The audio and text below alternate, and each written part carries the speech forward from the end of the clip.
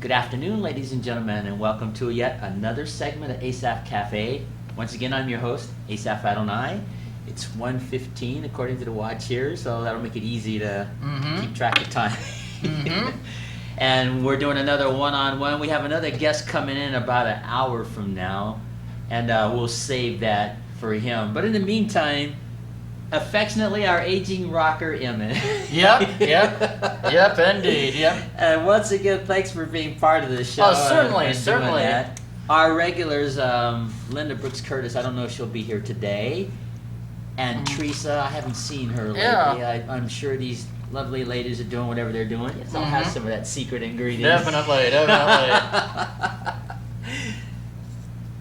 Thank you, my friend. Yep. Thank you. And here's some M&M's here. M&M's backwards is M&M's, you know. Yes, it's an anagram, I think they call it, yeah. Well, you know, M&M's, not to plug a product, but they're celebrating 75 years. Can Fascinating. you believe that? Yeah, Fascinating. M&M's is 75 years old. Oh, fascinating. And speaking of M&M's, before we start, my favorite is always been the M&M's with the peanuts. Yeah, I guess I've never been a big M&M guy. I've had them as a kid. It's just, yeah, when I was a kid, they had like the chocolate M&M's. Yes. There was no peanuts, and they were really tiny. Yeah. And then they started getting fancy when they put the nut in. They put one little peanut in it. Cool. Now they've got M&M with mints, M&M with peanut butter, and amazing. You know, M&M with chocolate stuff. It's just amazing. Never thought you'd be talking about M&M's. Huh? I love it. You want to start us off? Yeah. Heavenly Father, bless our time together and our drink and everything in Jesus' name. And on that note, I'm gonna have an M&M. Wonderful. How was your 4th of July, by the way? It was fun. I was a little disappointed that they canceled the Same here. The show at the mall this definitely.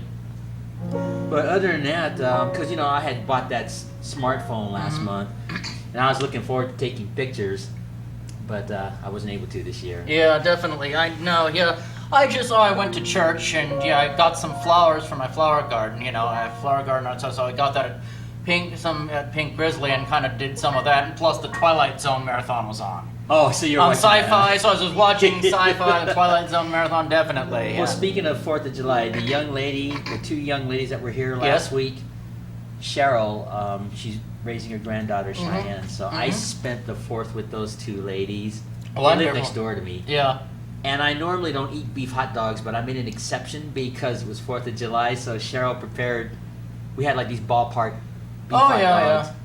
And a hot dog's not a hot dog unless it has relish, definitely, mustard, and absolutely ketchup. So yeah, that's what I had. Wonderful. And it was fun spending the 4th of July with these absolutely. ladies.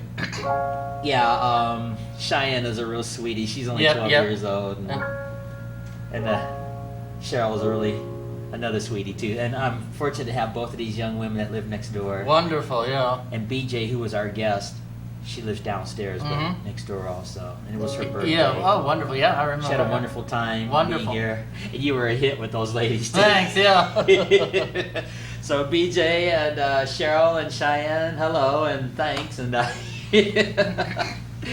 so now, you want some M&M's? No, thank you. All right, well, I'll have one real quick. For all the viewing audience, if I seem groggy, you know, allergy season has been so bad this year. It seems every day I've got to take an antihistamine, so I took a couple. So, you know, I didn't have the non-drowsy formula. Yesterday when I was doing my show, I just kept coughing and coughing because it was wet and it was a rainy day, and the pollen count has been so bad that for some reason when it's rainy and there's pollen, it's just terrible, you know? I know, yes. Yeah. Some people suffer that, unfortunately, you know? And it's been really bad this year. I don't know what's happened, you know? Yeah. If I had a regular doctor, I'd probably get on, you know, make an appointment and get on some professional antihistamines, you know, the stuff that's not over the counter or an antidote. But then again, I've heard that stuff can really knock you out. I mean, the professional grade stuff, but you're just basically in a trance all day, you know. The only. Well, just take your time and just relax and take it easy. Yeah. Now, what did you do on the 4th? Oh, like I said, yeah, I went to church and just watched the Twilight Zone and okay. So was that on MeTV? Oh, yeah, that was on Sci-Fi. Oh, okay. The Sci-Fi channel. They always have like a Twilight Zone 4th of July marathon or like New Year's Eve, New Year's Day, you know? Got a lot of those recorded on tape, but my VCR broke down. I can't record anything. But yeah, I've got all of those on tape. You know, just wonderful. Yeah, they just had it for one day. You know. I see, all day long. Huh? Yeah, all day long. What time did it start? About 9 o'clock the evening prior to the 4th, and then it ran until I guess midnight or so, or maybe in the morning. Yeah, I'm not sure. I went to bed kind of early. Yeah. But that's how I spent the 4th. But I didn't get to see hardly any fireworks. There were kind of a few outside. Someone was shooting, but that was it. You know? I know, I was a little disappointed this year. Oh, I was very disappointed. Yeah. Maybe something happened that we don't know. We weren't there, you know. Yeah. I hope they have them next year. Yeah, well, just give us something to look forward to a year from now. You know? Yeah, I really hope they have them next year because I can see them. I go down a little bit from where I live and I can actually see them. You know, just one of those things. You know, I don't see them very well, but if you lived in the South Hills, you could see them real well. I'm sure if you lived in the South Hills or some hill where you could overlook Missoula and had a fancy. Oh man, you could really see them. Yep. Yeah. That'd be a treat, yeah. What I like to do, I forgot, we can talk about that, I forgot. You know what I like to do in seeing fireworks? I love to pretend that the Earth is under alien attack or some other part of the galaxy, and I go, because it's all exploding in bright colors. We're under alien, and I destroy them, it's all lasers, and they're all spaceships exploding brilliant.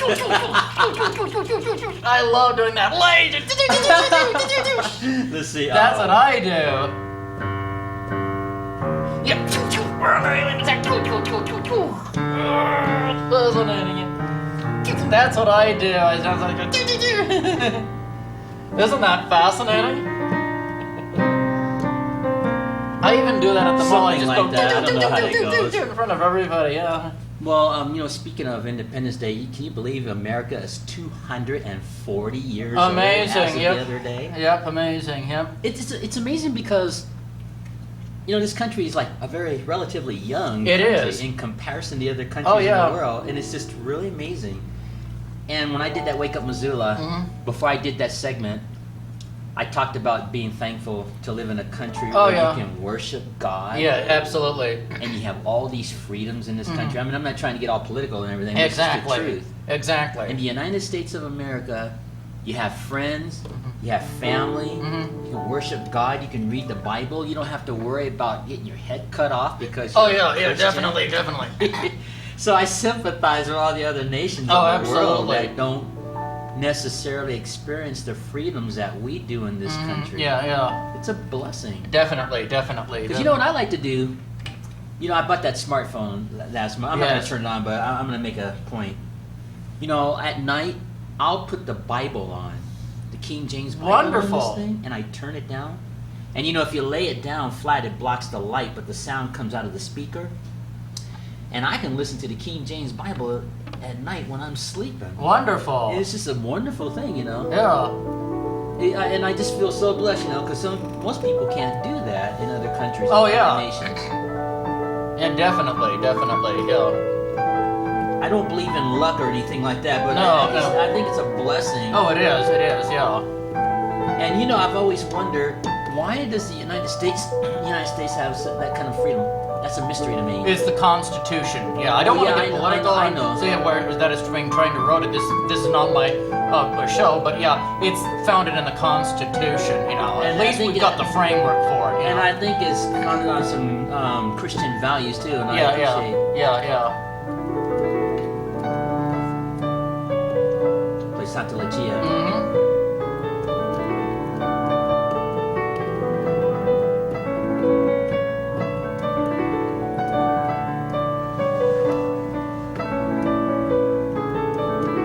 Of course, we've also had a lot of great, artists like the Lawrence Welk came from America, and Liberace and some others, were born into. We've made a lot of entertainment and TV television that is incredible. Well, Liberace actually he comes from Polish ancestry. Yeah, wasn't he born in the United States, or was he not born in the United States? No, I think he was born in the U.S., but I think his parents. Oh yeah. From Poland. His father was a professional French horn player, and his mom was just his mom. Yeah. But the point I'm making is just amazing how much freedom. I mean, I'm not trying to get political. It's just, exactly. It's just a fact. Well, that it is. For whatever reason, the United States is one of the few countries in the world that just has tremendous freedom. Oh yeah. If you go to North Korea, it's terrible. If you go to Iran, terrible. Just, I know it. I know. I lived overseas when I was a kid, so I don't presume on life. I don't presume on the good Lord. I take it one step at a time, Absolutely. and I'm just thankful to live in this country. Yeah. I know this country has issues like every country, but at least I can listen to the Bible when I go to sleep at night. Yeah. And it's just such a peaceful feeling. Yeah. You know, and what I like about it, I like this, when you hear the Bible, they're not giving commentary. Yeah, exactly. It's just the Bible. And it's a wonderful thing. You sleep and you wake up in the middle of the night and you just hear the Bible. And it just gives your home a peaceful atmosphere to me. And I really like that. Absolutely. Or if I don't listen to the Bible, I can put on some Christian music. Yeah, exactly. It's just nothing like it. Yeah, and I sympathize with these other nations that don't have that. You know, if I could wave a magic wand, I'd let everybody. I would ask. You know what I would do? You remember in the Old Testament, Elijah and Elisha? Mm-hmm. Well, the final request that Elisha asked Elijah was for a double portion. Yes. So where I'm going with this is, if I could, I would want everybody to experience a double portion of what I've been blessed with. Exactly. Like living in a country, freedom. Yes. To listen to the Bible at night. Mm-hmm. To pray to God, not have to, you know, wonder about someone breaking into my home. Yeah, exactly. You know, stuff like that. So. Yeah, exactly. And I that's what I would want. I would want every person to experience a double portion of what I've been blessed with. Exactly. May not necessarily be the piano, maybe, but whatever works for them. Yes. Exactly. Like Plus, that would give you protection at home. That probably gives you protection at home. It blesses your home to have the Bible, you know, that's outlined on the paper, or have religious articles or prayer or Christian music. It blesses your home, you know. Well, I just find it. I just look at it as just peaceful. It is, yes, it is. Yeah, I mean, you can listen to country music, I suppose, at night, but that wouldn't be as No, fun. no. You know? Yeah. And I'm not picking on country music, but that stuff can make you cry. Some of the stuff. Oh you know? yeah. Like that. What is that? You ever hear that song by Loretta Lynn? Do you know who she is? No. Famous country singer of the past. Mm. Well, there's a song that I found it amusing. She's singing a song, "You're not woman enough to take my man." Amazing. Amazing. I look at it like this. If a lady takes your man, you never had him in the first place. Bingo. Yep. But that was interesting to listen to Loretta Lynn singing that song. It was like, I don't know all the lyrics to the song, but it has something to do about she's having a confrontation with another woman, and I guess it's catfight, and Loretta Lynn's character that she's singing about in this song tells this other lady, "Look, I love my husband. You don't have anything that he'll want. You can't take him away from me," kind of thing. You're not woman enough to take him away. You can read into that any way you want. But Yeah. And I think Loretta Lynn is a fine singer. Oh yeah. But the point that I'm making is a lot of that country music, man, just those lyrics, those storylines. Oh yeah. And I know it talks about everyday life, and I understand that. But boy, I think if I had kids, I'd rather have my kids listening to the Christian stuff. The good stuff. God, you know. Yeah, exactly. Yeah. Instead of wondering about some woman trying to take her husband away or some crazy thing like that. But you know, country music in its own right is fun. Oh, At yeah, least it the is. really older. You know, I speaking of country music for a moment, I used to watch a show called Hee Haw when I was a kid. I love Hee Haw. I loved Hee Haw. I grew up on Hee Haw. I thought that was a silly, goofy show, but it was fun, silly. You know, it had the country flair, but they had some excellent artists of the past. Did, yeah. People like Buck Owens, Roy Clark. Now I'm sure Grandpa Jones. Remember Grandpa Jones? Yeah. And just all those other cast of people at Hee Haw that was so fun, and they had that donkey Hee Haw. Yeah, I've got some episodes of Hee Haw on DVD. I got it from a Cracker Barrel. It's really great. I loved Hee Haw. Yeah. Yeah, that show was fun to watch, and I think it just I think it just took you away from Yeah, it did. the world or reality. It really did. Yeah. And even though it was country flavored, they didn't necessarily sing all that so-called sad country. Yeah, they didn't. A lot of stuff. And you know what I liked about the early country music? It didn't sound too much like rock and roll. It had a backwoodsy Yeah. atmosphere to me. Yeah, it did. Yeah. And it was fun. Actually, It was just fun. I actually prefer the newer country because I even went through a phase. I'm not getting political, but I was really depressed about some of the political events, and I talked about this on my show. Punk rock wasn't doing it for me, and I didn't feel like easy listening. What could I listen to? I know I'm so upset about the state of America. The sad songs of country music would do it for me. So I got hooked on country ever since. I often don't listen to country. I kind of got out of that, but I like the newer country because a lot of the newer country is, I'm more redneck than you. I live in a more dilapidated trailer court than you. Neener. I drive a truck. I love my truck and my girlfriend and my alcohol. And I love my truck. Twing. I just love that. That really, I'm proud to be a redneck. I'm a redneck hick and I'm proud of it. That's right. It's got a gun in my truck. I love that. That's awesome. That is awesome. I just love that. And the older country didn't have that. And I kind of like the guitar and, talking about down home stuff from flyover country, going to church, having barbecues. My kids are in the 4-H club, and I just love the average music for the common average person. What's fun about music is there's so many varieties of music. When I was at the conservatory, all they wanted to do was have us concentrate on nothing but the classics. Yeah. I'm talking Chopin, Beethoven. And there's nothing wrong with that music, but since the Romantic era, there are so many forms of music to choose from. And I had a real problem when I was at the conservatory that all I had to do was Chopin and Mozart, and there's nothing wrong with that. Yeah. But you got country music, you even got rap music, which I'm not a fan of. Oh, I'm not a fan. I hate rap music. It works for some people. There's rap music, there's funk, soul, R&B, rhythm and blues they call it. There's gospel. Oh yeah. The gospel music. I'm talking about the old-fashioned music. The Negro spirituals they call it. I mean, my point is there's so many choices and varieties. That's why just to be at the conservatory and say you have to do just such and such. Yeah. I had a real problem with that. Definitely. I did. And so, I shared the story that me and some of the students there, we just rebelled against. I'm like, let's sit up here playing this Beethoven all day long. Exactly. Because you go like, let's say you're playing for some young teenager. They want to hear something like this. They might want to hear something like this. I won't do the whole thing. See what I mean? Something like this, see? Ain't that cool? Yeah. Bluesy kind of flavor.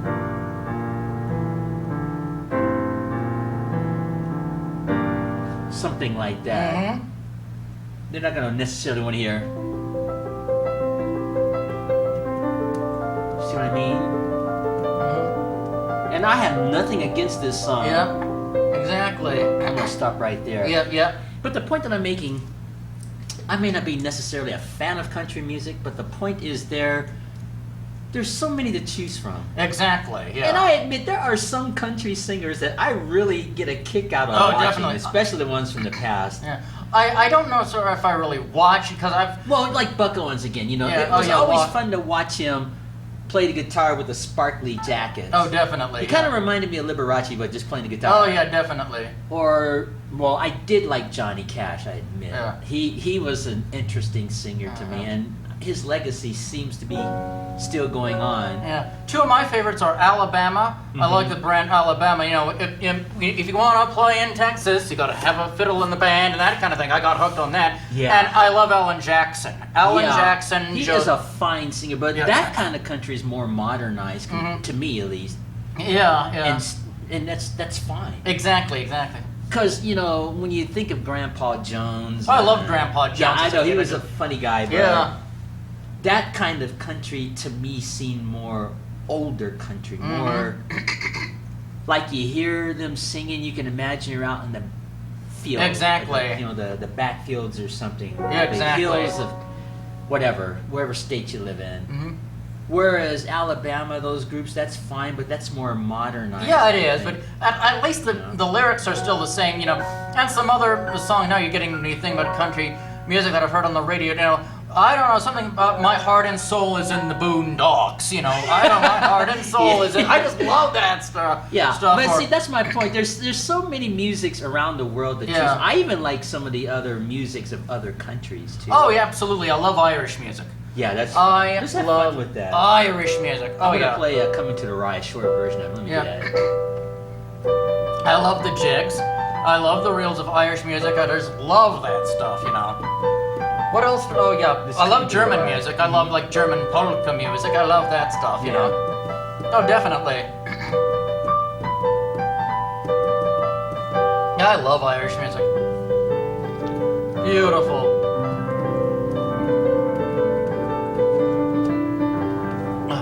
Something like that. That's called Coming to the Rye. I love it. I love the classical version of it. But I like all these different musics. The Asian musics. You ever listen to Vietnamese music? No, I never have. I have never listened to it. I couldn't describe it. It's they always seem to have like this lady that. Oh yeah. It's just really interesting. I can't imitate it, but it's just different. No. Asian music is beautiful music to me, but it's just very different, and I like listening to it. Wonderful. Well, as you know, they even have toddler tunes on channel 926 on, Charter. They've got music for little toddlers now. You were talking about that. Is it the modern music in children form or something? Yes, like that? not only the modern music in children form, but even just other artists that it doesn't always have to sound punk rock, but it's just like the wheels on the bus go round and round, round and round. Stuff about for babies and a whole bunch of other stuff. I can't describe it, or something that toddlers would enjoy, like going out to the playground or hanging at the playground, or I think I love it. I love that stuff. Well, if you want to get kind of cultural, I think it's a good idea to expose young children to classical music. It is actually. Like they important. Say, if you have a 1-year-old, for example, or a 2-year-old, you can just put some classical music on very quietly at night and expose your children to that. I guess what I'm saying is it's good to be well-rounded. It is. Music, even if it's not your thing, per se. So, and I know you're not a fan of jazz. I understand that, but I love smooth jazz, I like the office smooth jazz. jazz. But I'm not a fan of that other stuff. With the that's called bebop. I didn't tell you the name of that. That's that screaming, lightning quick. Yeah, definitely. I know. Yeah. But that works for some people. Oh, it does. Yeah. I personally wouldn't want to be sitting in a concert all day long listening to that stuff, but bebop works for some people. But I'm in agreement with you. I prefer the smooth, jazz, easy listening, definitely jazz, that kind of stuff. And they've got a lot of groups out there that play that kind of, I call it Kenny G music. I guess. I love Kenny G. Yeah, very good, very good. I don't know how to describe it. Nor can I. Yeah. It's just fun. And then there was another famous musician. Well, there are a lot of famous musicians from the past that are known for playing, I guess, smooth jazz. Yes. Well, I think it started with Miles Davis, the African-American trumpeter of the past. He did a lot of smooth, easy listening music. Wonderful, He did a song called, I think it's called So What. It goes something like this. Let's see if I can figure it out. Hold on. It went something like... Isn't that cool? Yeah.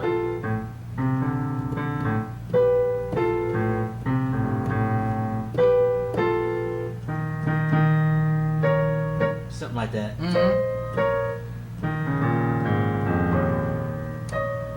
Something like that. Yeah. Isn't that cool? That's just way cool. It is. It was just kind of an easy listening song. Yeah. Well, that's not really a piano song, but that's a song called So What. Yeah. And think of those titles. I have to admit, some of these jazz songs, they come up with these incredible titles. Yeah. Like, So What? That is the name of that song. Let me try it again. exactly. Something like. Yeah. 943, on Charter, they have the smooth jazz and they all have these And insane they just have jazz. these insane titles Yeah, for these yeah. songs. It's just amazing. So Yeah. But I mean, I'm not a trumpet player, but Miles Davis, I think, would probably be one of the best jazz players in history, because he didn't necessarily always have all that lightning Oh, definitely, yeah. stuff that just works your ears and your nerves. Yeah, definitely. Yeah. Like that So What tune and some of them other songs that he's done throughout his life. They were more smooth jazz area. Wonderful. And of course, Kenny G. Oh, yeah. I like him. He plays what's called a soprano. I think it's in the saxophone family. Instead of playing the sax like No, he plays that straight looking. Oh, yeah. And I think they call it a soprano. It's a sax. Yeah. But it just looks cool when you watch him with that thing. He's doing something like this, and he makes all those beautiful sounds. Another, there's just so many. Yeah, definitely. But I'm just saying that there's so many types of music. Exactly. Everywhere. Whether it's European music, German music, polkas, religious music, organ music. There's just so many to choose from. That's why I don't think you should just lock a person into. And that's where I was going with this originally. Exactly. I don't think you should just lock a person into one type of music. Absolutely. And that's what I like to,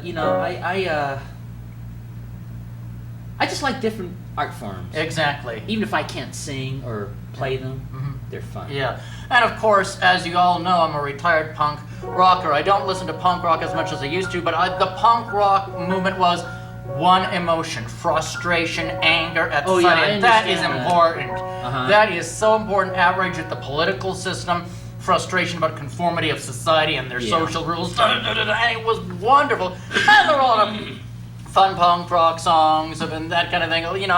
But that wonderful note of frustration, or when the Pistols sang "God Save the Queen," that was fantastic. If you think about it, I don't think punk rock was any different than the music of the past in a sense, as far as against maybe culture. I mean, they had the folk tunes of the '60s. Yeah, that's true. Basically, yes, you're saying, right. I guess the same thing if you wanted to get technical, like Peter, Paul, and Mary, and Bob Dylan, and. But this was more angry. It was. I know it was took anger. a different approach instead of the folk tune. Yeah, it was just approach. anger. But I think they were basically saying the same thing. kind of, yeah.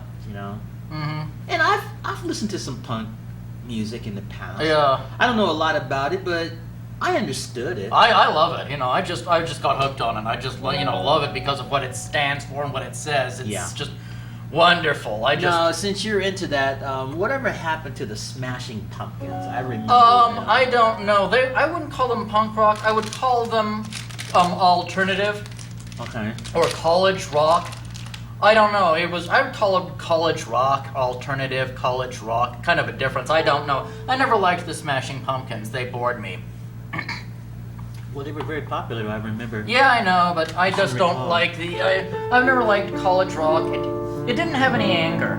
There was no anger and no passion, no hatred of society, no hatred of the government or political stuff or the rich versus poor. Just kind of tame music, I thought, So was that basically the message of punk music? Was yes, an anger against not against people, but right, against society, conformity, the government. The rich versus poor. For these rich people break all the rules and we can't. Oh, it's just horrible. Just And that makes sense to me, especially if you're poor or you're caught up in bad situations. Or I understand that. Yeah, I'm not being critical. I was just trying to understand that more. Exactly, yeah. But they don't have a lot of punk music out anymore, do they? No, they don't. No, it's very hard. It is. I'm afraid, son. The younger kids that are coming in more think about it in terms of liberal issues rather than alienation from society. They'll be more the politically correct kind of liberal social issues and social. And I can't get in. I can't understand that. I can't really relate to that. When I don't want to get too far into political, but I'll make a quick comment. When that first came out, I understood it. Punk rock? No, I'm talking about being political correct. Oh, okay, yeah. I understood it.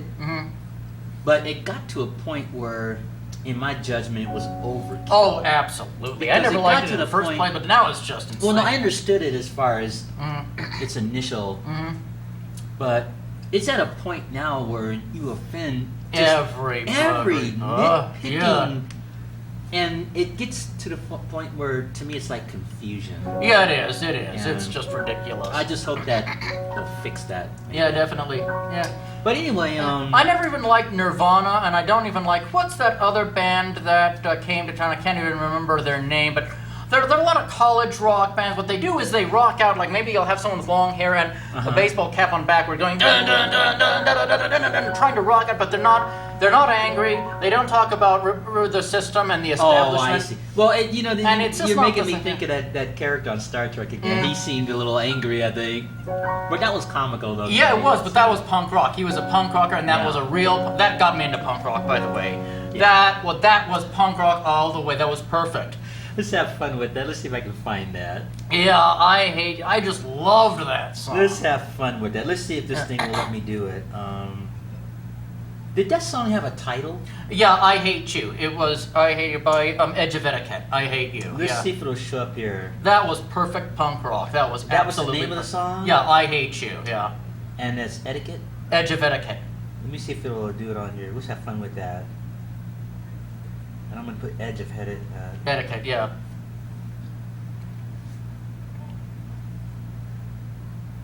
I think that's how you spell it. Mm-hmm. And I never liked the Seattle grunge scene, the Seattle scene, the grunge music like Soundgarden, or, I never liked that either. Okay, let's see if this will show up. Oh, here it is, Star Trek. Oh, here's the scene right here. I'm going to see. That's called I Hate You, yeah.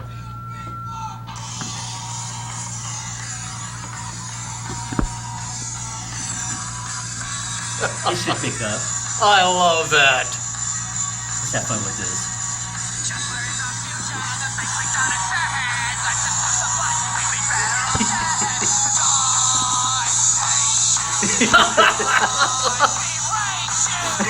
You might turn that music down. Yeah.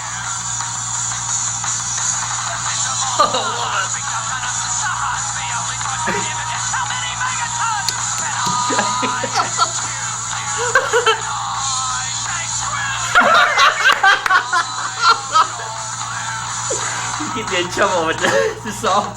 Yeah. No, but really, that was a fun. Oh, that was just such a fun scene on. Yeah, I loved it, and it was pure punk rock. That's what the attitude is. I know, and I understand. I loved it, and it got really me into punk rock back then, and just loved it. I've been trying to search for punk rock songs ever since. Like, there's some similar, but not nearly like it. That's one of my favorites. Yeah. You heard it here on the cafe. Yep. But I just, when they had that scene on Star Trek. Oh, I was just laughing so hard. It was funny to me. Yeah, because it was. It just was the perfect rebellious character. Yeah, it was. And when he gives Captain Kirk the finger, that was I about died laughing. I was laughing, and I had never heard punk rock before, and I was just laughing so hard. Tears coming out of my eyes. I was just laughing so hard. Yeah. In the theater when I first saw it, I was like, I'm hooked, But, getting back to that kind of music, it's really no different. Every generation, Liberace once said this, every generation seems to have their brand of music. Yes. That's something that kids listen to until they mature. Yeah. And I have to agree with you. I know those lyrics are a little heavy. Yeah. But... Well, it's frustration. It's one note frustration. I realize that, but it speaks volumes as far as it does the message that song is trying to portray. It does, yeah. That's wonderful. Listen to a song, I Hate You. That's something that a young teenager would probably. Absolutely. I wouldn't recommend it, but. Oh, I would, but well, you know what I mean. I mean, but I think every teenager goes through those phases in their lives. I think their bodies are changing. Yes. The peer pressures with their friends growing up. Because see, I went, well, maybe not to that degree, but I had my share of peer pressure growing up. Like, for example, when I was in high school, we, how can I explain this? Our school was up on a small hill. And there was a tiny hill that came down here like this, and then there was the street where cars went by. So they have what was called Smoker's Corner. And all these like freshmen and sophomores in high school, they'd be sitting up on the hill during the lunch hour lighting up. In those days, they didn't have restrictions on cigarettes like they do today. And so all the rebellious type of that time, they weren't necessarily punk rockers, because I don't think that movement was No, it probably wasn't. there. It was just, But like Liberace said, the generation of kids going through what early teens or preteens go through. So they'd be like about 20 kids sitting out there lighting up while these cars are going by. During the lunch hour. These kids going there having a cheeseburger. They sitting up there lighting up. I love it, and it was like this hill, right? So, and there was like these two churches right across the street. And no telling what they were thinking. Yeah. But it was like this big street, see? Mm-hmm. And they'd be sitting out there like cattle, these kids, just lighting up, sitting on this hill, just talking, and, you know, they're not bothering no one. Exactly.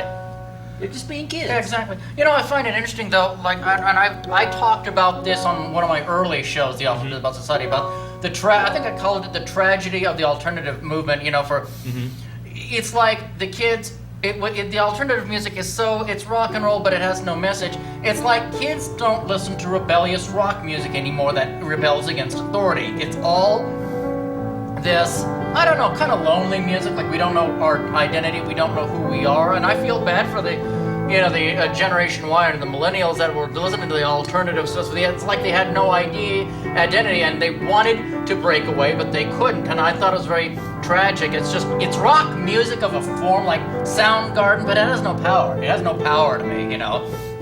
Nothing really to say. You know, I guess I want music that has something to say, either something beautiful like Gordon Lightfoot and some of his poetry, or something angry like what we just listened to, but it's got to say something. It can't just be nothing, you know, it's saying something about nothing. Now, speaking of music, I'm slightly changing it, but I'm on that topic. Right. For the 4th of July, I found this really amusing. You know, that Christian radio station? Yes. There's this comedy program called the Darren Streblo Comedy Hour. I don't know if you ever heard it. Never heard of it, They had this comedian on there because it was 4th of July, right?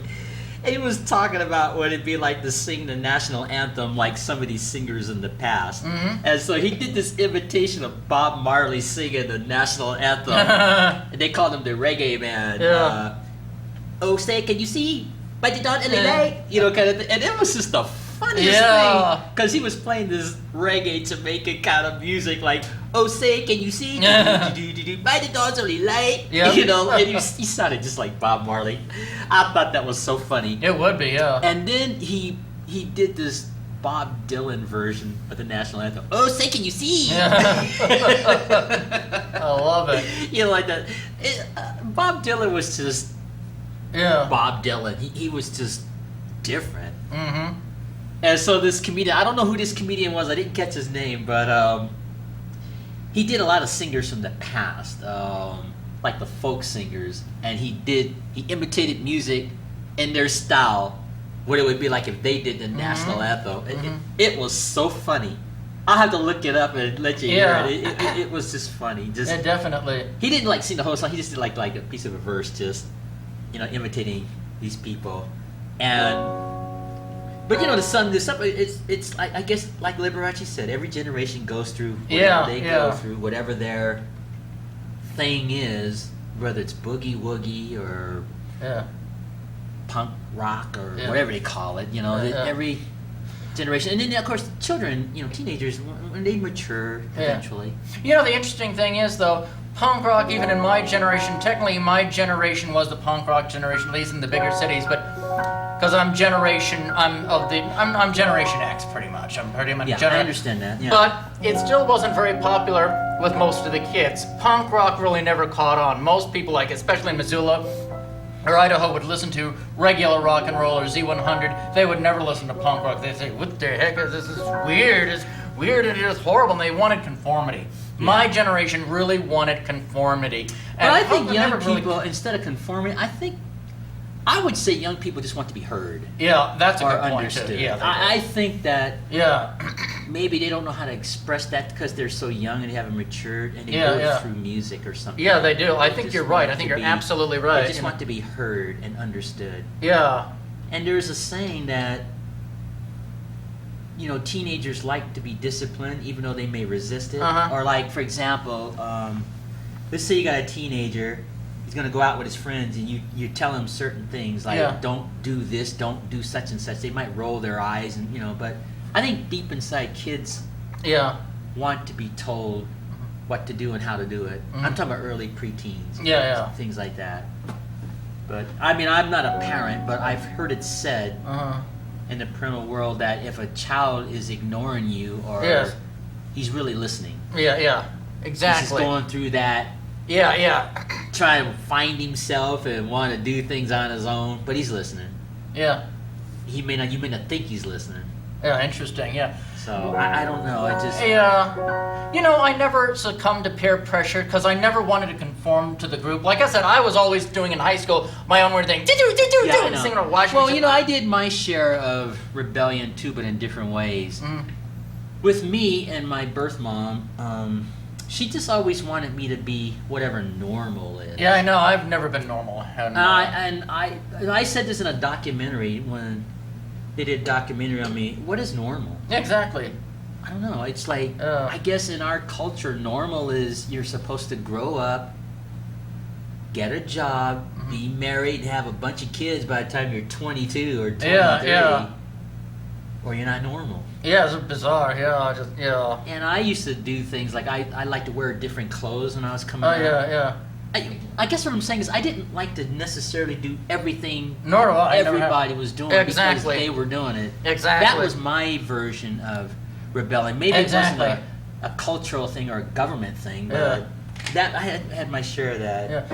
And of course, back when I was a teenager, when everyone was listening to Z100 or rock music, I was listening to easy listening, for my homework. I really didn't get into punk or become a punk rocker until I was 25. Because, of course, my parents would never let me get a mohawk anyway.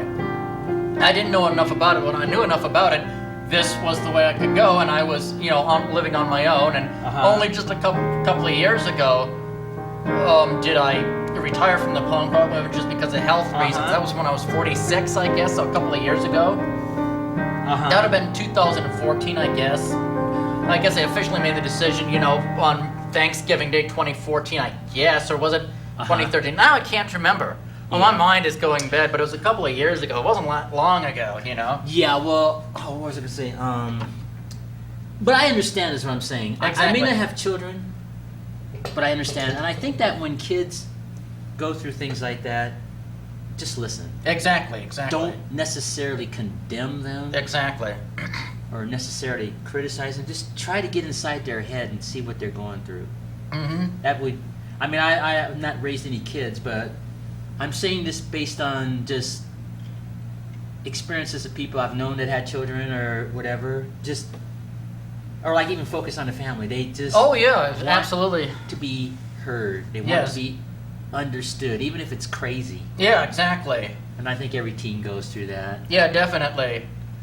And growing up, I just did not want to do things the way everybody necessarily did. And it always got me in trouble with my birth mother because she couldn't understand that. I didn't smoke or drink or anything. I'm not talking about that, but just like I grew up with a bunch of friends, since we were kids. As we were getting in our teens, they were doing certain things a certain way. So I was like Leave It to Beaver, just certain things a certain way. And Asaph found himself doing slightly different. Yeah, definitely. So my mom was always trying to mold me into that image of, what you're supposed to do, which I didn't. Yeah, absolutely. I'm just glad I got out on my own so I could find my own way in life and do things I wouldn't have been able to do otherwise, like become a hardcore punk rocker with a mohawk and leather jacket and chained, listen to music like that all the time, And besides one thing, maybe it's just getting older, but I have so much easy listening now, and so Gordon Lightfoot and Neil Diamond. I listen to more of that than I do punk rock. I still love punk rock. I still have the albums, that kind of thing.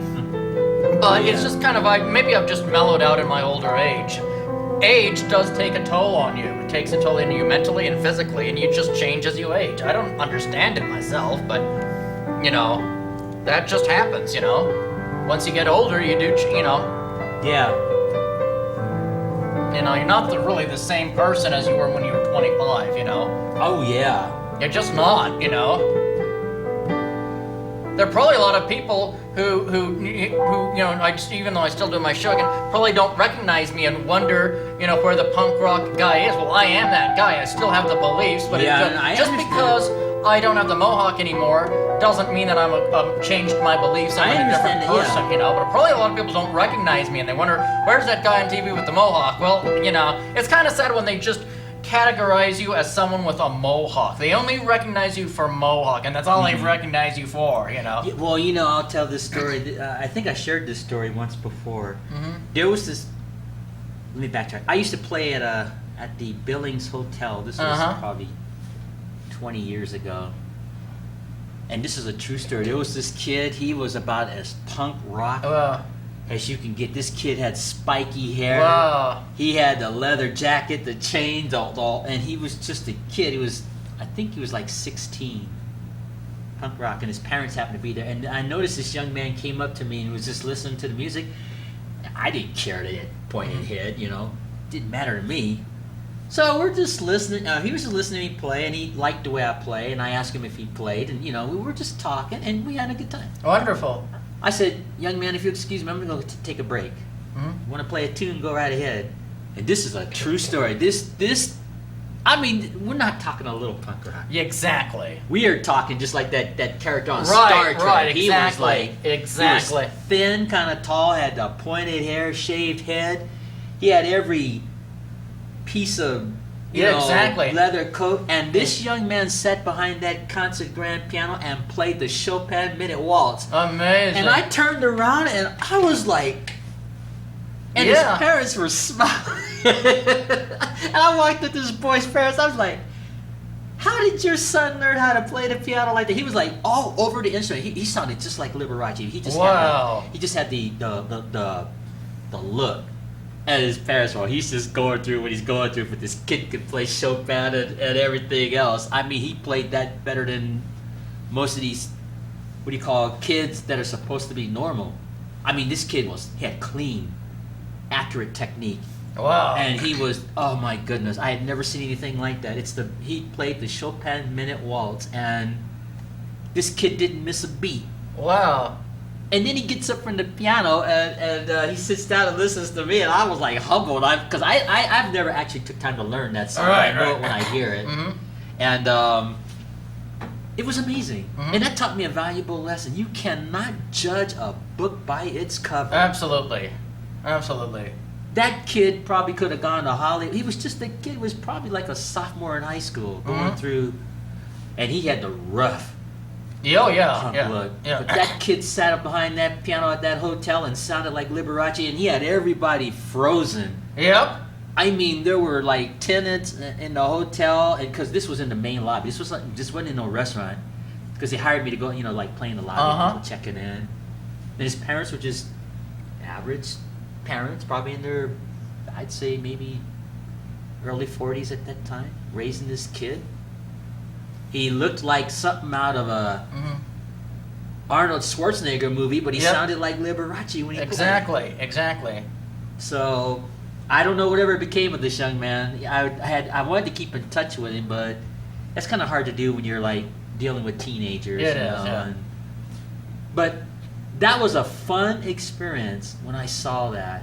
I mean, I was frozen. His parents were smiling. Everybody at the hotel was looking at that kid like, wow.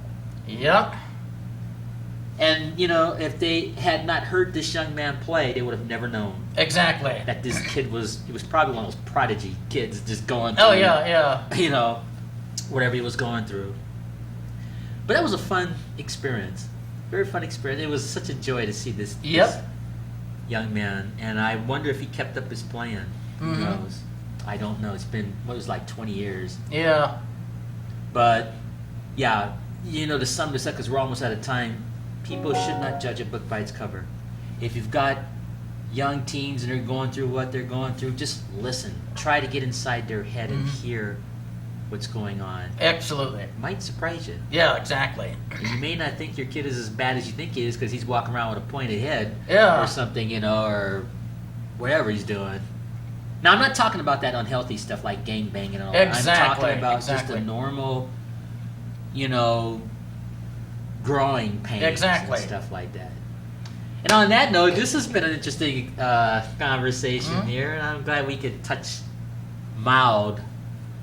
I don't want to say political. That's not the right Yeah, word. yeah. Just life. Yeah. You know, life. Any final things you want to say before we sign off on this here? Let's see. A new surreal joke to lighten the mood because it's been fascinating. Have I told this one? I don't think I have. know. There were these there were these two algebra books, and they were splashing around in two different coffee cups. Isn't that surreal? Then this one washing machine came along and said, "Oh, I can't see around that." Ha ha ha ha. Wasn't that hilarious? I guess. I think it's hilarious. Yeah, but that's the great way to end this stuff. Yes. But thanks for taking time to just talk. Certainly. And I did appreciate the talking, you know, everything that was from very good, country, yeah. country music to punk and growing up. And, I love it. And I think it's a universal thing. I think all kids go Yes, through that, you yes, know, indeed. and stuff like that. And I think that's something that's been going on since the invention of having kids. I Oh, guess. probably, yep. Yeah. You know. Yep. And I know my birth mom was the thing. Oh man, where did I get Asaph from? Yeah. She probably said, "Oh, God, please let me put this Yep. kid back where he came from." Yeah, well, yeah. I'm sure my mother must have thought that about me a lot, but you know, and I know my other mom loves me dearly too, so I'm lucky to have her. So on that note, ladies and gentlemen, thanks for being part of Asaph Cafe, and we're gonna sign off here and get ready for show number 2. So on behalf of myself, Affectionately Aging Rocker, come on in, Theresa, have a seat. I'm gonna sign out and we're getting ready for show number 2. The lovely Theresa Toigo, you can just stand right there. We were just talking about growing up in the punk rock movement and all that fun stuff. Yep. And we can continue because we have our second guest coming too. Yep. So until our next show, ladies and gentlemen, I am Asaph, this is Emmett and Theresa. Maranatha. Bye.